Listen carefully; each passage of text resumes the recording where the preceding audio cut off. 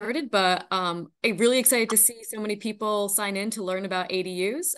By way of backstory, my name is Christina. I'm Regional Plan Association's New Jersey Policy Associate. Born and raised New Jerseyan, raised in Passaic County, and now living in Essex County. So really happy to be here today. Um, and I guess just out of curiosity, just like a quick interactive, how many folks on this call know already about ADUs? Either you can use the raise hand function or just physically raise your hand. All right, I see a couple hands, couple hands. Okay, great. Perfect. So there's some knowledge here, but there are some folks who didn't raise their hands. So we'll cover some of the basics very quickly at the beginning of the presentation and then go into what's currently happening on the state level.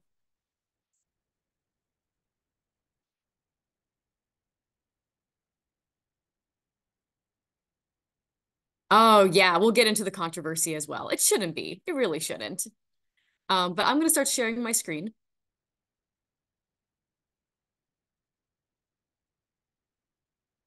And at any point, if you have questions, please drop them in the chat. We'll be able to, I'm going to try to make sure that there's time at the end of the presentation to go through any questions that you may have. All right, and with that, let's get started. So just in case you've never heard of RPA before, we are a nonprofit research planning and advocacy organization. We've been around for 100 years. Our territory focuses on the New York City metropolitan area, which we count as New York City, the Hudson Valley, Long Island, Southwestern Connecticut, and what we define and what NJTPA defines as Northern New Jersey. So this whole thing, which is we consider part of the commuter shed going into New York City. I recognize as a New Jerseyan that including Ocean County is a little controversial there, but we do consider it part of the Northern New Jersey area. So, surprising no one, housing is incredibly expensive. New Jersey has a third highest third highest housing burden in the nation. 30% of homeowners pay 30% or more of their income towards housing. There's been some recent data about that more than 300,000 of our residents are extremely low income renters. 3/4 of them are severely cost burden, which means that they're spending more than half of their income on housing costs, which is housing and utilities. And then roughly in the last 10 years, housing costs have risen over 20%, while income has only increased about 2.7%. And surprising no one, average rent has also increased. So how do we get here? There are a lot of really great economists and planners looking into why not only New Jersey, but the entire country is suffering a housing crisis right now. And the fundamental reason is supply. During the Great Recession, we saw a lot of housing production stop, and a lot of contractors actually went bankrupt and just stopped building at that point. So our production hasn't fully recovered from the Great Recession. Right now, New Jersey is short more than 200,000 housing units for low-income folks. And this is also complicated by the fact that our population has increased. And so in New Jersey, especially, the 65 and plus age group has increased quite significantly in the last few years by 31% over the last decade. So an old idea that has become popular again, both in New Jersey and across the country, is the legalization of accessory dwelling units, also known as ADUs. They come in a lot of names: granny flats, mother-in-law suites, casitas. This image right here shows the various forms that ADUs can take. They're not just separate units in the backyard. They can be detached, they can be attached or part of the house. They can take the place of a above the garage or in the basement. They can also take a second floor unit or first floor unit. Really, it depends on the lot and it depends on the house in question, but there's a lot of flexibility with ADUs. And just again, another image of like what can ADUs look like. So when we talk about ADUs, sometimes there's a lot of concern about how they will impact the character of neighborhoods. But this is from a report that we published, Be My Neighbor, back in around 2020, I want to say. And you can see here, these are images of ADUs right now. And you can see how if you're walking down the street, you wouldn't even pick up that there was a separate living unit as part of these homes. Here, it's kind of a separate segment, still attached. And here, it's part of the main structure entirely. Here's an example of a detached ADU in a backyard, but over here, there's actually a photo from my supervisor on the right-hand side of a home near her town where there is an ADU in the backyard, but from the streetscape, you can't tell at all that there's an ADU back there. So several towns in New Jersey have recently adopted ADU ordinances, or they've included them in the revised master plans. Though I've listed a couple at the top, but in case folks can't see the screen, it's Maplewood, Montclair, Princeton, South Orange, and then really recently Jersey City and Newark in terms of their master plans. TNIC, I know TNIC has actually been looking into this as well as part of their master plan process, so we're excited to see progress on that front. We've been engaged with ADUs for a pretty long time. We actually had the opportunity to interview a woman who her property had an ADU in the backyard. She rented it out, and then as she got older, she actually gave the main house to one of her sons, and she herself went to go live in the backyard. And I'm not going to play the video here, but I have the link here in case you guys want to take a look. And actually for her, it gave her a lot of flexibility in terms of aging in place and also just having income while she was raising her kids in Avon by the Sea. So what's happening across the country? ADUs are becoming a much larger source of housing all over the place, and it's runs the political gamut. I know in New Jersey, we have folks from the entire spectrum of politics, so this will probably resonate with a lot of you here. In places like California and Connecticut, they've adopted legislation allowing ADUs. California has been the most aggressive out of the states in the country. Their production has increased 11-fold during the first 4 years of adoption, and about a fifth of all housing built now is ADUs. Connecticut took a more moderate stance. They allowed for municipalities to opt out. And what we've seen is actually a really mixed bag. Some municipalities have taken the opportunity to revise their ordinances and are allowing folks to build ADUs. Others have taken a more restrictive approach. Utah has actually, they did something very interesting. They essentially allowed municipalities to pick from a medley of options, of which ADUs was one of them.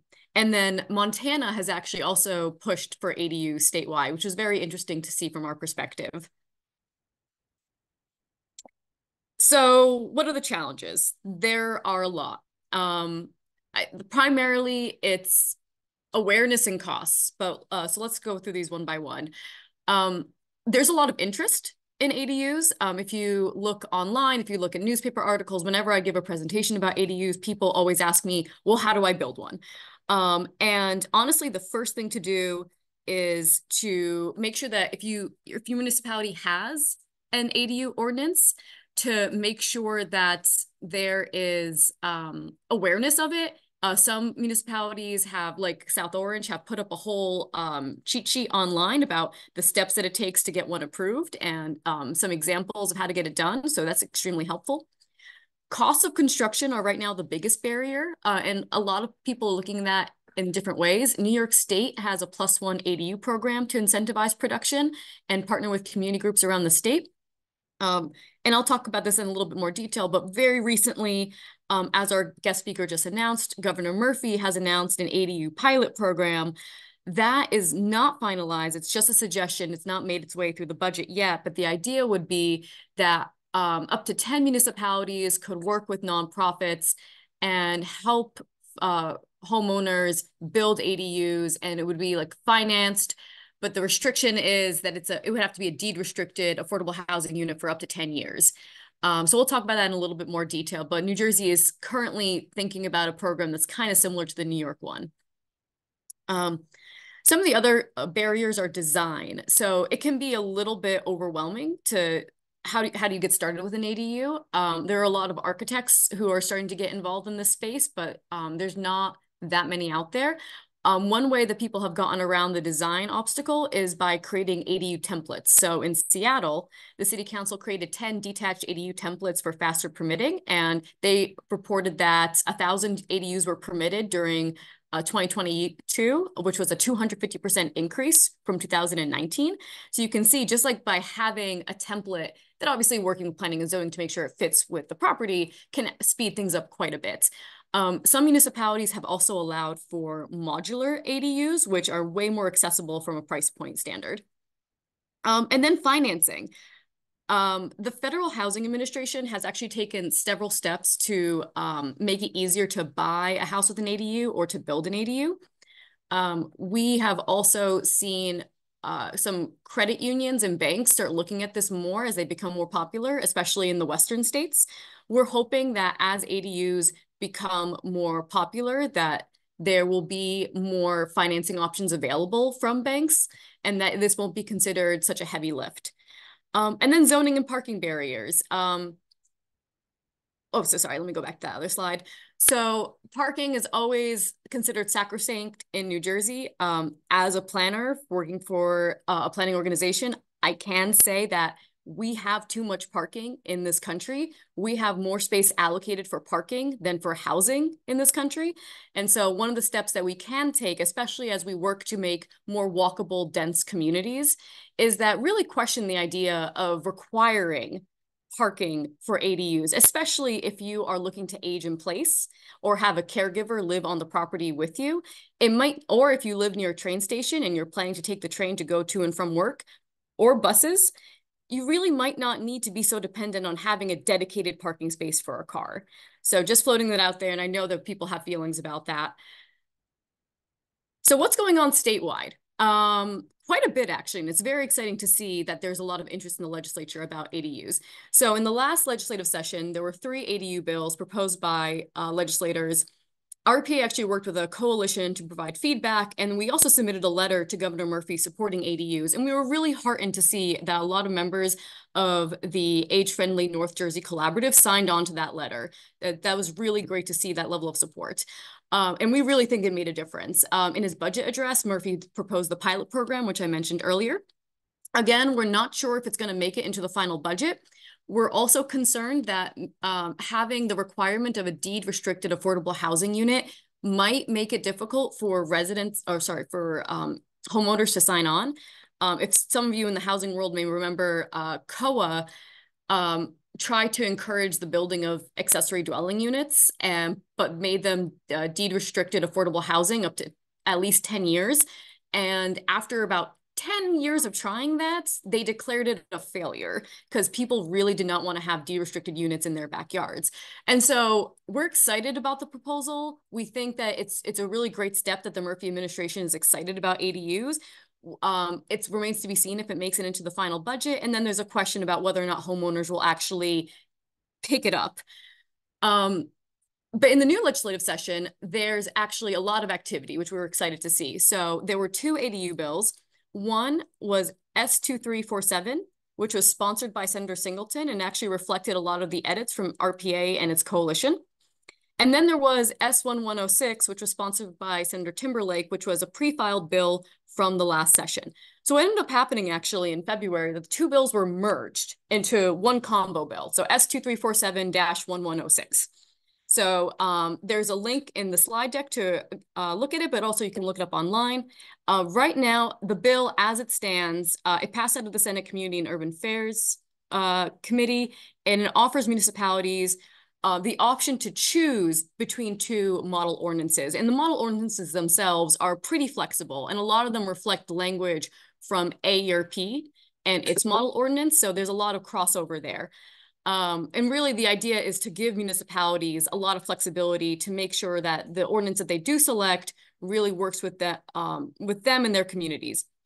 And if the municipalities want, I believe, if I recall correctly, the language also allows for them to come up with their own ordinance and then run it past DCA for approval. But I need to double check that. So that passed out of the Senate Community and Urban Affairs Committee. And in the Assembly, there are 2 bills that kind of reflect the Singleton and Timberlake bills. And we're hoping to see movement on that front. Eventually, they'll have to be modified to reflect the fact that the 2 senator bills were merged. But we're hoping to see that kind of move forward. And so how do you bring ADUs to your town? And there's a lot of different strategies to approach here. One is just to identify like-minded allies. So there are a lot of folks out there, kind of reflected in who signed on to the Murphy administration's letter, who are interested in having the option of accessory dwelling units in their town. And it's age-friendly advocates, environmental advocates that support more dense, walkable neighborhoods, planners and architects, supportive housing supporters, and then young adults looking to move back home or into communities, particularly if towns have colleges or universities, housing is at a premium for those students.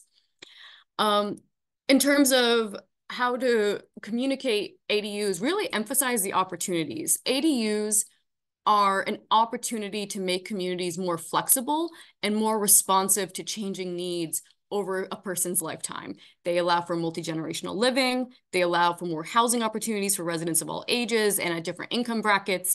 They can give a place for a caregiver to live.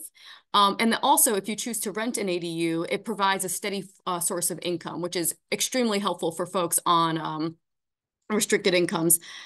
And then what we can say is really compile resources and share existing examples of ADUs in New Jersey and around the country with your municipalities. A lot of times people have a preconceived notion of what ADUs are, and people being people are afraid of change. And really, many people already have or know somebody who has an ADU. Even a legislator, I remember my supervisor explaining that there was a legislator who was complaining about ADUs, but then she said that she had one. So a lot of people probably have a mother-in-law suite or a granny flat or a backyard apartment or a casita already. And it's a really popular idea.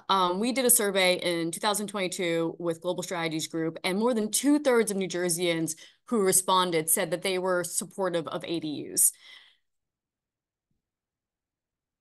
So that's just a very quick overview of ADUs and where things stand in New Jersey. And I'll stop sharing my screen and I'm happy to take any questions. I know there was a lot of comments in the chat, but I would appreciate if folks can use the raise hand function. And I will call on you and make sure we have time to answer everyone's questions.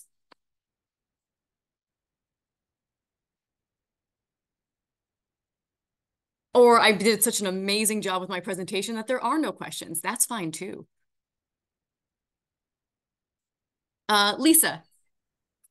Thanks. Hi. So one of the questions that I posed in the chat is if there's been consideration to the Connecticut model of municipal opt-out. And the reason why I asked this, and I'm the one who posted earlier that it's a controversial issue, New Jersey doesn't look the same from the north to the south.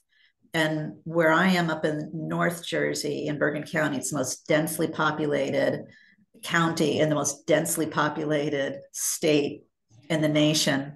So when our municipal planners and governing body got wind of this bill, they jumped to the worst possible conclusion that it would double our density, which is an absolutely ridiculous argument on its face, because not everybody's going to want an ADU. But nonetheless, if they had the option to opt out of it, I'm sure they would.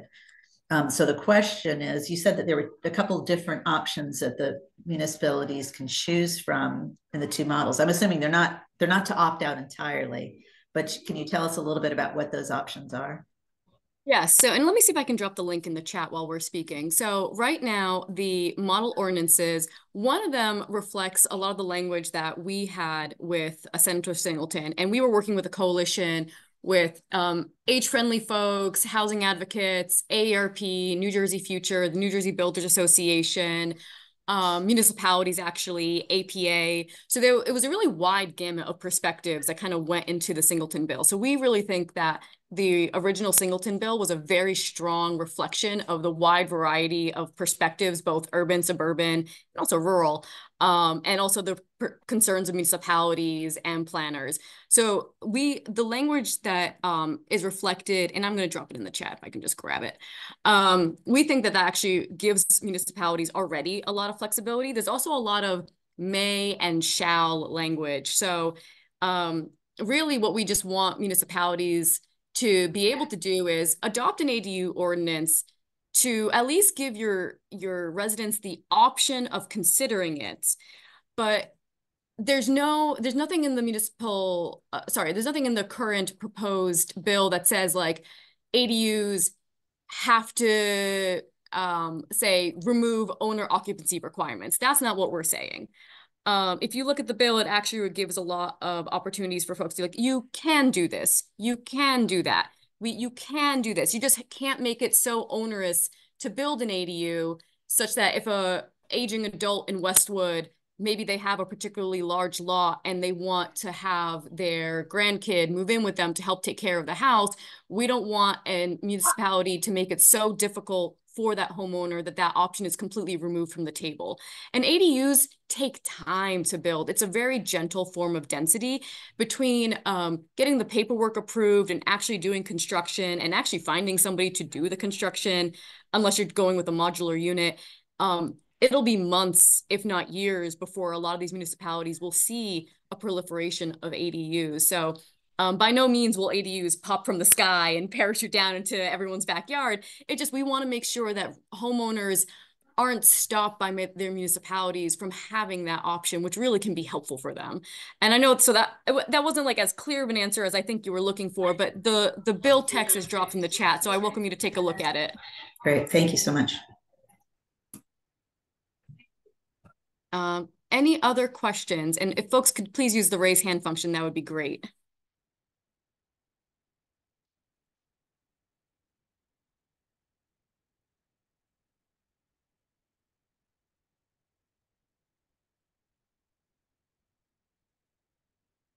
And then I'm looking at the chat right now. There's a question from Lindsay. And Lindsay, are you still on the call?